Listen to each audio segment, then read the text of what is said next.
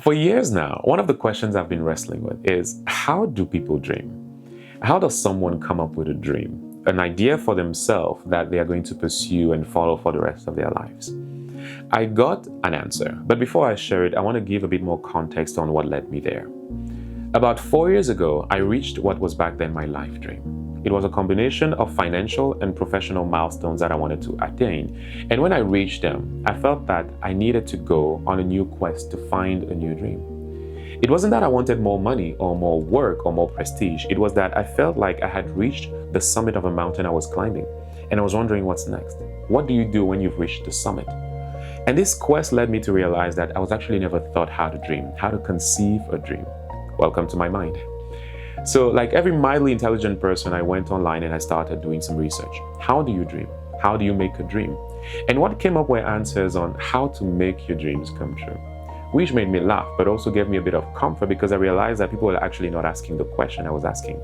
People were trying to find out how to execute things, and they were never questioning how to actually come up with the goals that they were to execute. So as I was thinking, here's what I started realizing. When you and I come into this world, we do exactly that. We come into an already existing world where ideas of success, failure, achievements are already established for us. The markers are already there. So when I'm born, I inherit these ideas and these markers depending on my geographical location.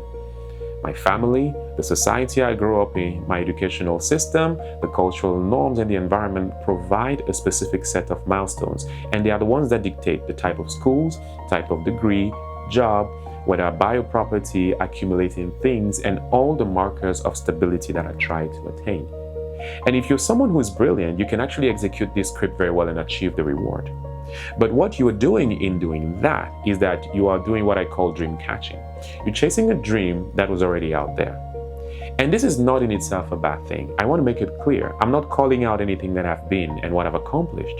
I'm not saying that I think I've been walking in someone else's shoes or that I've been following someone else's journey. And God forbid, this is not yet a midlife crisis. What I'm saying, or what I'm trying to say, however, is that when someone runs their entire life with a concept of themselves and of self-actualization that was given to them, they spend that life playing administrator over their existence. And I think a lot of people were actually raised on the project management side of life. What I mean is that they are raised to execute things. I wake up, I go to work, I make money, I get married, I have kids, I build a house, and that's it. But very few people are actually architects of their own existence. And the result is that we're trained to build what I call the achievement muscle. If you give me a goal or a milestone, I'll work out how to reach it. But I'm not taught how to set the goal, how to be the architect of my own existence. It's like we're being taught to build houses according to a specific blueprint, but never are we given a blank page where we can design a structure that reflects our own wants, needs, and internal values. And doing that uses a different cognitive pathway than achieving, because creating and implementing are two different things. They require different neural pathways. It's like you're crossing things out of a to-do list, only to realize at some point that you actually never wrote that to-do list. So then how do you build a dream? Conceiving a dream requires specific tools. You need introspection, you need to be able to sit for a long time with ambiguity, and you need to be able to and willing to divorce yourself from external validation. Above all, it requires action. You have to be willing to start doing things. The challenge is that we're not handed a blank page. We're hardly ever handed a blank page. We're standing inside a structure that was already built for us. The world already existed when you and I were born. So to become an architect of your own life, you must first have the courage to dismantle the house you were given. You must deconstruct the life that is celebrated by others just to see which prices or which pieces actually belong to you. And this means that you need to be able to let go of fear. I cannot be afraid of breaking what appears to the outside world to be perfectly intact when I have questions on the inside. But dismantling this structure does not mean discarding the foundation you've worked so hard to build. I'm not saying you need to throw away your past achievements, and I think this is where a lot of people get confused. It's not about discarding, it's about repurposing your past.